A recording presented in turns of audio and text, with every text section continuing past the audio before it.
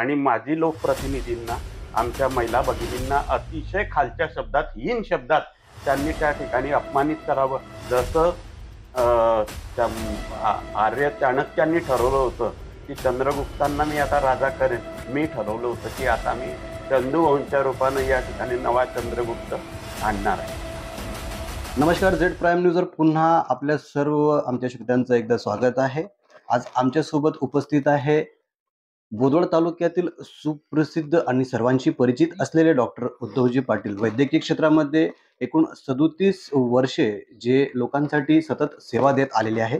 आज आमच्यासोबत ते उपस्थित आहे. उपस्थित राहण्याचं कारण म्हणजे बोदवड तालुक्यातून आज ते महायुतीसाठी काम करत आहे. त्यांची आज मुलाखत इथं आम्ही घेणार आहोत आणि जाणून घेणार आहोत त्यांच्याकडून की पुढच्या त्यांच्या या राजनीतीला घेऊन अपेक्षा काय आहेत. डॉक्टर साहेब नमस्कार, स्वागत आहे तुमचं आमच्या चॅनलवरती. नमस्कार. डॉक्टर साहेब, आज आम्ही तुम्हाला सर्वात आधी एक मुद्दा विचारत आहे. 2024च्या निवडणुका लागलेल्या आहेत आणि या निवडणुका दरम्यान तुम्ही एक मोठा चेहरा म्हणून समोर आलेला आहात. गेल्या कालखंडामध्ये तुम्ही याच्यातून दुरावले गेलेले होते, परंतु आज तुम्ही पुन्हा राजनीतीमध्ये सक्रिय झालेला आहात आणि आपण स्वतः आमदारकीसाठी पुढे आला होता, परंतु आपण बॅकफूटवर गेलात परत आणि आज आपण प्रचारासाठी उतरलेले आहात. आणि नेमका विषय काय म्हणावा लागेल? मुद्दा असा आहे की विधानसभेवर जो आमदार लोकप्रतिनिधी म्हणून आपण निवडून देतो, या निवडून आलेल्या क्षेत्रामधून जनतेच्या विकासाची कामं त्यानं करावीत, मूलभूत गरजा पूर्ण कराव्यात आणि आपल्या भागाच्या गरजेनुसार सुशिक्षित बेरोजगार असतील, महिला भगिनी असतील, तरुण असतील, युवा असतील, यांच्याकरता त्यानं काम करावं हे अपेक्षित असते.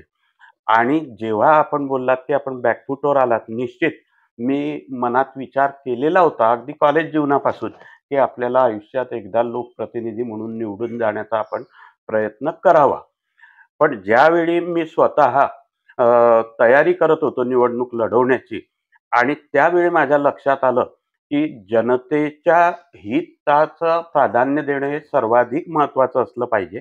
आणि मुद्दा असा आहे की चंद्रकांत भाऊ आणि मी समविचाराचे आहोत आणि वैयक्तिक महत्वाकांक्षांपेक्षा जनतेच्या हिताला जेव्हा आपण प्राधान्य द्यायची गोष्ट सांगतो, त्यावेळी निश्चित माझ्या असं लक्षात आलं की आपली समविचारी मत आहे त्यांची विभाजन होऊन ज्या व्यक्तीला आपल्याला या मतदारसंघात त्यांना बाजूला करायचं आहे की जे आजपर्यंत आमचा विधानसभा मतदारसंघ हा पिछाडीवर, विकासाच्या दृष्टीनं पिछाडीवर पडलेला आहे, त्यांनाच अप्रत्यक्षपणे आपल्या उमेदवारीनं मदत होणार आहे, ती होऊ नये. आणि ज्या ज्या मुद्द्यांच्या संदर्भात आदरणीय चंद्रकांत भाऊंनी आमची चर्चा झाल्यानंतर सांगितलं की दादा तुम्ही सांगताय या साऱ्या गोष्टी माझ्या आणि तुमच्या समन्वयाच्या माध्यमातून आपण पुढे रेटण्याचा प्रयत्न करू, त्यावेळी मला असं वाटलं की आपण उभं राहून निवडून आल्यानंतर जे उद्दिष्ट आपण साध्य करणार होतो ते चंद्रकांत भाऊंच्या माध्यमातून साध्य होत आहेत. आपण उमेदवारी न केल्यानं त्यांचा विजयाचा मार्ग सुकर होतो आहे आणि पर्यायानं सर्वात महत्वाचं म्हणजे जनतेच्या विकासाचा मार्ग हा प्रशस्त होतो आहे. म्हणून मी उमेदवारी केलीच नाही. डॉक्टर साहेब, तुम्ही आमदार चंद्रकांत भाऊ पाटील यांच्यासाठी भरपूर मेहनत घेतलेली आहे. मध्यंतरी काही कालखंडामध्ये तुमच्यामध्ये दुरावा निर्माण झाला होता, परंतु आज पुन्हा तुम्ही सोबत आलेले आहात आणि राष्ट्रवादीसाठी तुम्ही तालुका अध्यक्ष म्हणूनही काम केलेलं आहे. परंतु राष्ट्रवादी आपल्याला का सोडावी लागली आणि परत तुम्हाला महायुतीकडे का वळावं लागलं? राष्ट्रवादीचा तालुकाध्यक्ष म्हणून मी माझी जी टर्म होती 3 वर्षाची, त्याच्यापेक्षाही जास्त कालावधीसाठी मी काम करत होतो. राष्ट्रवादीत काम करत असताना ज्यावेळी एकनाथरावजी खडसे यांना पक्षात घेण्यासंदर्भात आमचे तत्कालीन निरीक्षक जे होते पक्षाचे जिल्ह्याचे आदरणीय दिलीप वळसे पाटील साहेब, त्यांनी सुद्धा विचारणा केली होती.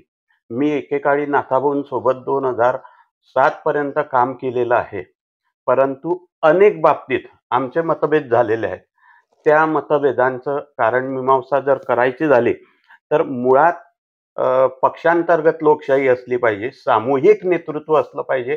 ह्या माझ्या स्वर्गवासी यशवंतराव चव्हाण यांच्याकडून घेतलेल्या ज्या गोष्टी, त्यांचं अनुकरण करायचं हे मनात ठरवलेलं होतं, त्या गोष्टींना छेद मिळतो आहे असं मला वाटलं. कारण खडसे साहेबांची जी कार्यपद्धती आहे मला सातत्यानं अनुभवाला हेच आलं, की ज्यावेळी एखादा नेता हा लोकनेता बनण्याच्या मार्गावर असतो, त्यावेळी त्यानं तरुण कार्यकर्त्यांची, चांगल्या विचाराची, चांगल्या चारित्र्य संपन्न अशा कार्यकर्त्यांची एक फळी निर्माण करायची असते. आपल्या या मतदारसंघांचं एकनाथरावजी खडसेंच्या नेतृत्वात आपला मतदारसंघ पुढे जात असताना प्रचंड नुकसान झालेलं आहे. ते नुकसान कोणतं असेल, तर मानव संसाधनच त्यांनी निष्प्रभ करून टाकलेलं आहे. माझी जी अपेक्षा होती, की चांगल्या विचाराच्या, चांगल्या चारित्र्य संपन्न कार्यकर्त्यांच्या फळी निर्माण करण्याचं तर दूरच, परंतु त्यांनी चांगल्या विचाराचे कार्यकर्ते, की जे कुठेतरी लोकांमध्ये प्रभाव ठेवत आहेत, लोकांमध्ये स्थान मिळवत आहेत, तेच कार्यकर्ते नकोसे झाले की काय असं वाटायला लागलं. आणि म्हणून मला लक्षात आलं, की काम करत असताना मी तर त्यांच्यापेक्षा राष्ट्रवादीत जुना होतो. परंतु पवार साहेबांनी मोठ्या अपेक्षेनं त्यांच्या हाती जळगाव जिल्ह्याची, उत्तर महाराष्ट्राची पक्षाची सूत्र सोपवली. परंतु ते करत असताना जनहितापेक्षा स्वहित, स्वतःच्या कुटुंबातल्या लोकांनाच लोकप्रतिनिधी म्हणून पुढे रेटायचं आणि त्याच्याकरता जुन्या जाणत्या कार्यकर्त्यांचा बळी जरी गेला तरी चालेल, परंतु पक्षातल्या जुन्या कार्यकर्त्यांना बाजूला सारण्याची नीती आणि स्वतःच्या कुटुंबातलं व्यक्तींना पुढे नेण्याची नीती मला पसंत नव्हती. आणि मी एकच विचार केला, की जर स्वतःच्याच कुटुंबातल्या लोकांना पुढे न्यायचं, जनहिताची कामं सुद्धा होत नाही. उदाहरणार्थ, की बोदवड तालुक्याच्या लोकांना पेयजलापासून सुद्धा 30 वर्षामध्ये त्यांना पेयजलाचा सुद्धा अधिकार मिळू देऊ नये. बोदवड परिसर सिंचन योजना असेल सिंचनाची, त्याची सुद्धा त्यांनी आवश्यक त्या पद्धतीनं गती देऊ नये. किंबहुना अनेक वेळा त्यांचं बोलणं, की ही योजना होऊ देणार नाही, हा रस्ता होऊ देणार नाही, या नकारात्मक प्रवृत्तीला विरोध म्हणून मी राष्ट्रवादीतून बाजूला झालो. कारण सर्व सूत्र त्यांच्याकडे सोपवलेली होती. तुमच्या म्हणण्यानुसार तुम्हाला एकनाथरावजी खडसे यांची जी एक रणनीती आहे किंवा ते जे काम करत होते, कार्यपद्धती. कार्यपद्धती अवलंबून ते तुम्हाला आवडत नव्हती. परंतु 2019ला एक नवीन चेहरा समोर आला होता रोहिणीताई खडसे यांच्या स्वरूपातून. तर त्यांच्याकडूनही तुम्हाला काही अपेक्षा जाणवली नाही का? किंवा आपण आता नवीन चेहरा आलेला आहे म्हणून आपण त्यांच्यासाठी काम करावं. कारण तुम्ही त्यावेळेस राष्ट्रवादीत होते आणि नक्कीच त्यावेळेस राष्ट्रवादीने आमदार चंद्रकांत भाऊ पाटील यांना समर्थन दिलं होतं. परंतु त्यानंतर पुन्हा राष्ट्रवादी तुम्हाला सोडावी लागली. तुम्ही आता हे केलेलं आहे क्लिअर. विकासाच्या माध्यमातून तुम्हाला काय वाटतं, की त्यावेळेस पाण्यासाठी जी योजना आलेली आहे, त्या योजनेमध्ये कुठेतरी हातभार एकनाथरावजी खडसे यांनी लावलेला आहे, असं त्यांच्याकडून सांगितलं गेलेलं आहे. आणि परत पुन्हा आता आमदार चंद्रकांतभाऊ पाटील यांच्यामार्फत ही पाणी योजना पूर्णत्वास आलेली आहे. याबद्दल काय म्हणणार आहात? खरं तर 2019 पर्यंत, 1990 सालापासून 2019 पर्यंत या 30 वर्षामध्ये खडसे साहेबांकडे या मतदारसंघाचं नेतृत्व होतं. या मतदारसंघाच्या अगदी मूलभूत गरजा, पेयजलाच्या गरजा असतील, सिंचनाच्या गरजा असतील, ह्या गोष्टींची पूर्तता करण्यासाठी तेवढेच अधिकार त्यांना मिळालेले होते. ते 12 खात्याचे मंत्री सुद्धा होते. आणि त्यांनी जर विचार केला असता, तर निश्चितच या योजना आज पूर्णत्वाला गेल्याचं आपल्याला दिसून आलं असतं.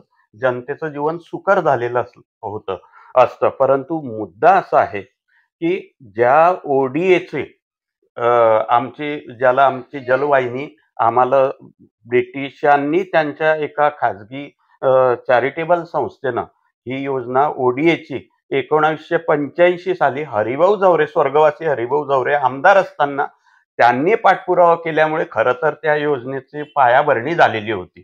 त्याच्यामध्ये एकनाथरावजी खडसेंनी ती योजना पूर्णत्वाला नेली किंवा संकल्पना तर त्यांची मुळीच नव्हती. आणि 1996ला ती योजना कार्यान्वित झाली.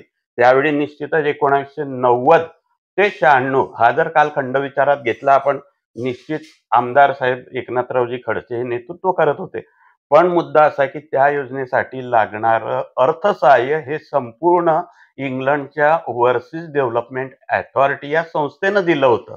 आणि त्याच्यानंतरही 1998 साली ज्यावेळी या योजनेला लागणारा मेंटेनन्सचा खर्च आहे, तो मेंटेनन्सचा खर्च राज्य सरकारनं सांगितलं, की हा आम्ही आता बंद करतो आहे. तुम्ही खर्चावर आधारित पाणीपट्टी वसूल करावी आणि त्याच्या आधारे या योजनेचं परिचालन करावं. मात्र स्थिती अशी आहे, की 2006 साली या योजनेची तिचं आयुष्य संपलेलं आहे असं ओव्हरसीज डेव्हलपमेंट अथॉरिटीकडून जिल्हा परिषदेला पत्र प्राप्त झालं होतं. खरं म्हणजे त्यावेळी एकनाथरावजी खडसे यांची जबाबदारी होती की नवी योजना 2006 ते 2019 या कालखंडात तरी पूर्ण व्हायला पाहिजे होती, ही आमची अपेक्षा होती. मात्र त्या कालखंडातही त्यांनी योजना कोणतीही नव्यानं आणली नाही. आणली असेल तरी झाली नाही, हे वास्तव आहे. हे सर्वांनाच मान्य करावं लागेल. आपण एकेकाळी जिल्हा परिषद सदस्य राहून चुकलेला आहात, तर पुन्हा एकदा जिल्हा परिषद सदस्य म्हणून जाण्याची इच्छा आपली आहे का? मुद्दा असा आहे की जनतेनं जर मागणी केली तर निश्चितच मी जाईल.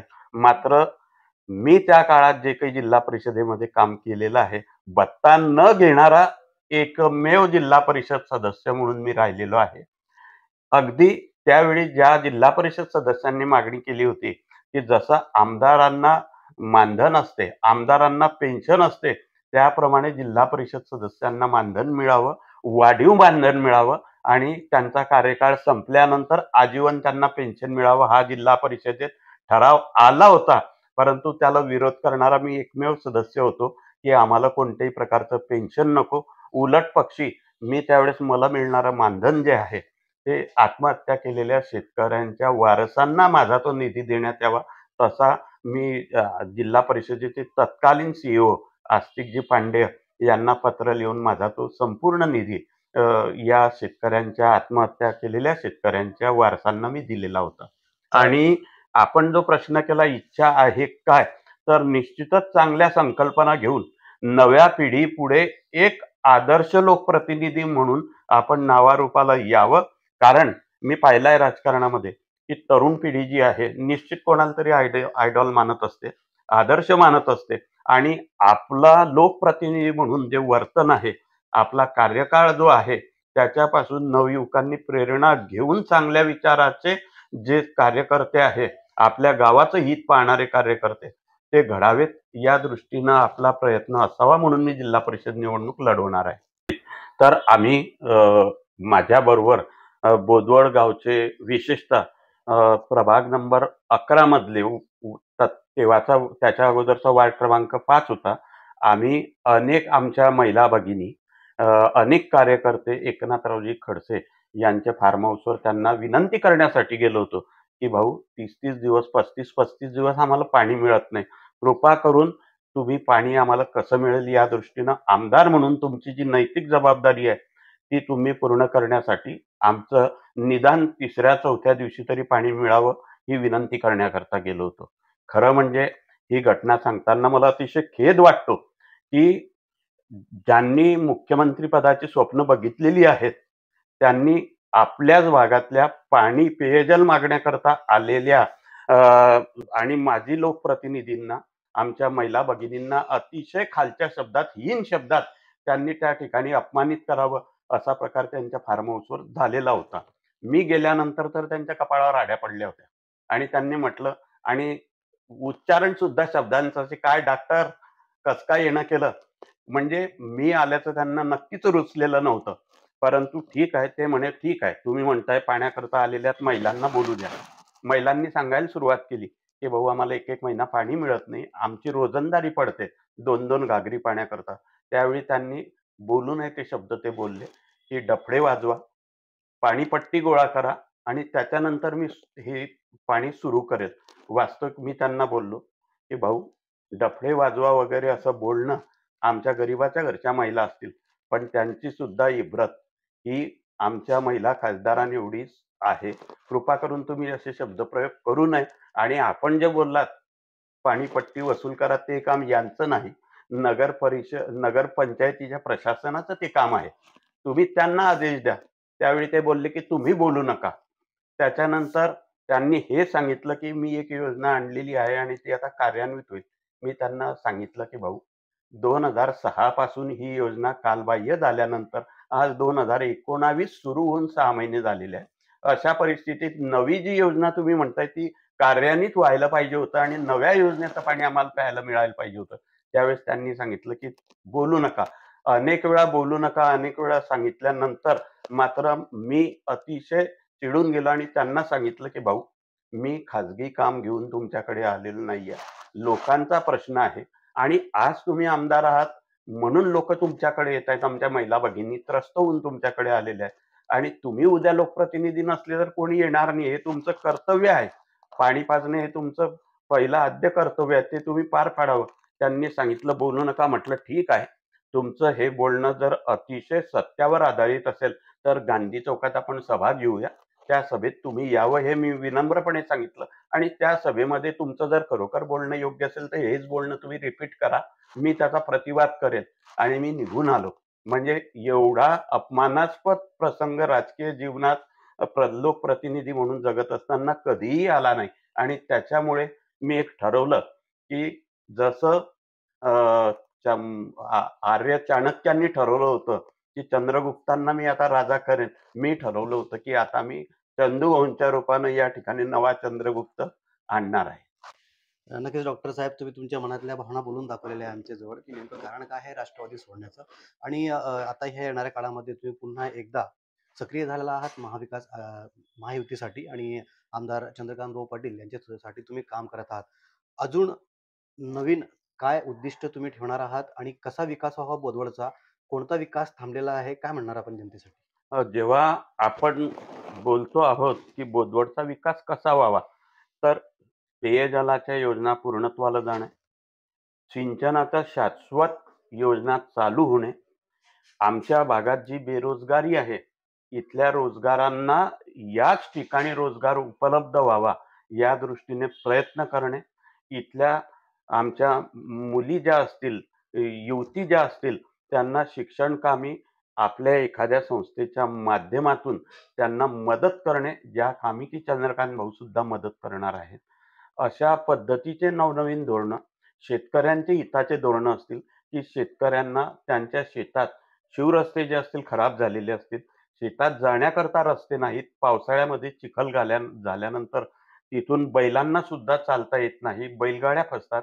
अशा वेळेस आपल्या भागातला प्रत्येक शेत रस्ता हा चांगल्या स्थितीत असला पाहिजे, जेणेकरून शेतकऱ्याला पेरणीपासून ते त्याचा माल काढणीपर्यंत या साऱ्या गोष्टी सुकर व्हाव्यात.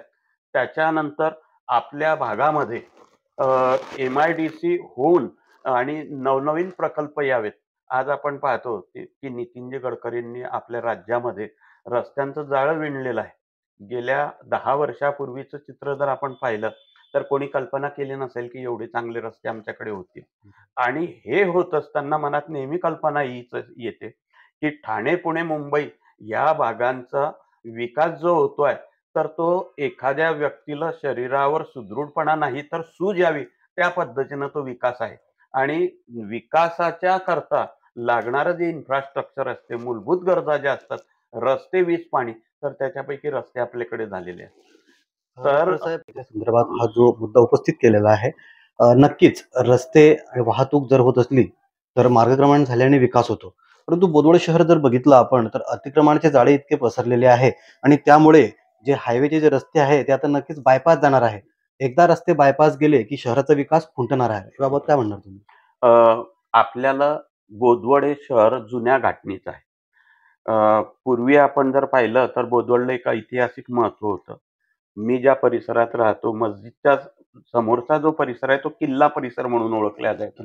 आणि या काळात पेशव्यांची फौज मलकापूरच्या थोडी पुढे, तर इंग्रजांची फौज आपल्या किल्ल्यावर होती, हे जुने जाणते लोक सांगतात.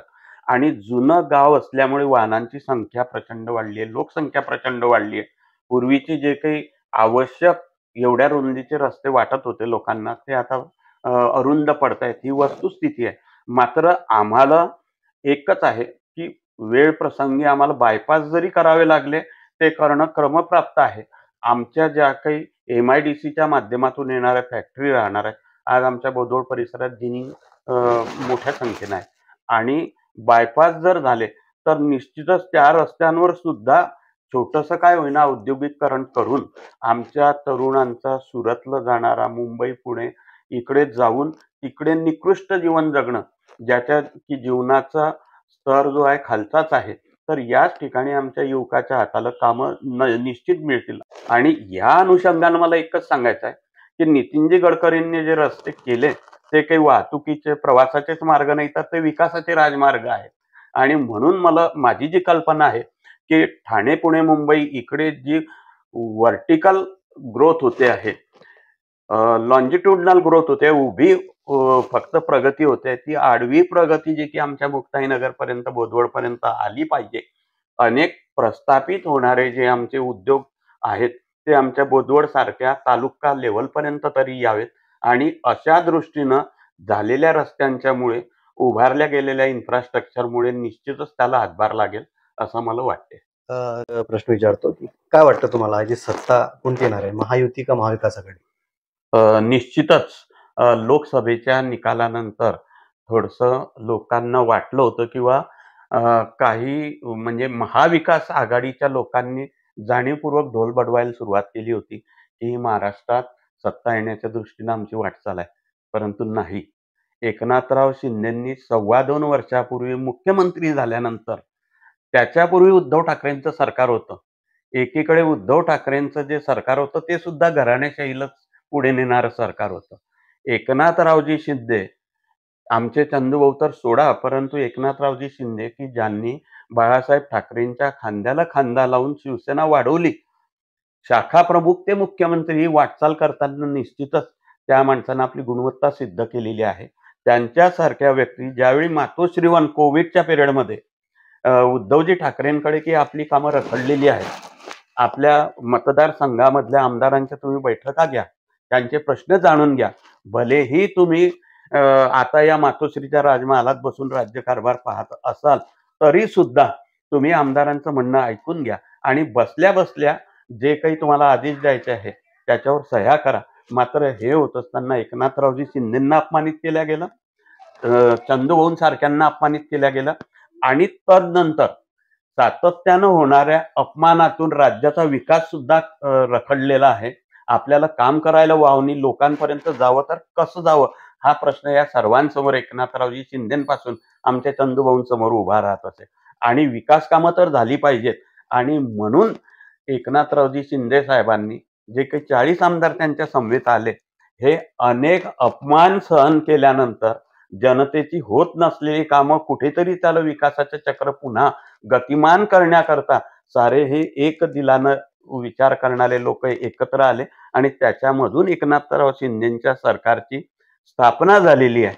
मुद्दा एकच आहे की एकनाथरावजी शिंदेंना हे जरी गद्दार गद्दार म्हणून संबोधत असले, कपोलकल्पित गोष्टी समोर आणत असले, तरी सुद्धा प्रामाणिकपणे मला तरी वाटते की एकनाथरावजी शिंदेंनी जे केलं आणि आज 2.25 वर्षानंतरचं मुख्यमंत्री म्हणून, चंदू आमदार म्हणून जे चित्र मतदारसंघाचं असेल, राज्याचं असेल, तर निश्चितच मला एक गोष्ट दिसून आली की एकनाथरावजी शिंदेंनी अतिशय प्रगल्भपणे या राज्याचा गाडा हाकललेला आहे. त्याच्यामधून त्यांनी घेतलेले निर्णय असे असतील, लाडकी बहिणी योजना, लाडक्या बहिणी योजनेच्या माध्यमातून आज 1500 रुपये मिळत आहेत, उद्या 2100 रुपये मिळणार आहेत. आज विरोधकांना पोटदुखी झाली की आमचा महिला भगिनींचा मोठा वर्ग आता यांच्याकडे शिफ्ट होतोय. परंतु मुद्दा एकच आहे की आमच्या गरीब लोकांच्या ज्या भगिनी आहेत, त्यांना 1500 रुपये सुद्धा फार मोठे आहेत. दुसरी महत्वाची गोष्ट, तुम्ही ही योजना बंद करण्याकरता महाविकास आघाडीच्या लोकांनी कोर्टात गेले, कोर्टानं चपराक लगावली त्यांना आणि आज त्यांना ह्याच मुद्द्यावर यावं लागतं की आम्ही महिला भगिनींना 3000 रुपये प्रति महिना देऊ. जर तुम्हाला ही योजना फसवी योजना वाटते, नजीकच्या काळात बंद होणारी वाटते, राज्याच्या तिजोरीत पैसा नसताना केल्या गेलेली योजना वाटते, तर मग तुम्ही आज कशा करता आज तुमच्या जाहीरनाम्यामध्ये सांगतात की आम्ही 3000 रुपये देऊ आणि याच्या पुढे जाऊन मला स्वतःहून सांगावंच वाटते की ही योजना बंद पडणे नाही. कारण या योजनेकरता लागणारी जी तजवीज आहे, तर महाराष्ट्र राज्य अन्य राज्यांच्या तुलनेमध्ये आर्थिकदृष्ट्या सक्षम असलेलं राज्य आहे. देशाच्या सकल उत्पादनामध्ये महाराष्ट्र राज्याचा वाटा जो आहे तो 13% आहे. महाराष्ट्र राज्याचं जर आज गुंतवणुकीचं आपण एकंदरीत चित्र पाहिलं, तर परदेशी गुंतवणूकदार आज महाराष्ट्रात यायला तयार आहेत. एकेकाळी मनमोहन सिंग जे प्रधानमंत्री असताना त्यांच्या काळामध्ये आपल्या गंगाजळीमध्ये फॉरेन करन्सी नव्हती, सोनं गहाण ठेवावं लागलं होतं त्यावेळेस. मात्र आज राज्याची परकीय गंगाजळी जी आहे, केंद्र सरकारची जी गंगाजळी आहे ती प्रचंड आहे. जीएसटी संकलनामध्ये महाराष्ट्र राज्याचा वाटा प्रचंड मोठा आहे आणि त्याच्यामुळे आपला होणारा खर्च आणि आपलं उत्पन्न यांचा जर विचार केला तर निश्चित मी ठामपणे सांगू शकतो की हीच योजना काय, परंतु अनेक नव्या नव्या योजना ज्या आहेत विकासाच्या, त्या सुद्धा चांगल्या पद्धतीनं कार्यान्वित होतील.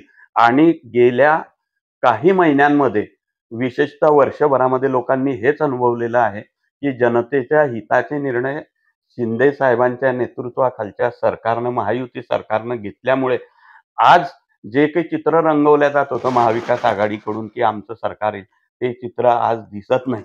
एखादा क्रिकेटचा सामना, एखाद्या टीमनं टार्गेट मोठं ठेवावं, परंतु आमच्या फलंदाजांनी स्लॉग ओव्हरमध्ये छक्के चौके लगावून सामन्याचा नुरच बदलून टाकावं, तसं शिंदे साहेबांनी राजकारणाचा आणि येऊ घातलेल्या निवडणुकांमध्ये निकालाचा रंगच बदलून टाकलेला आहे. आणि विजयाचा जो आता लोलक आहे तो महायुतीच्याकडे आलेला आहे. म्हणून मला वाटते की महायुतीचं सरकार राज्यामध्ये येणार.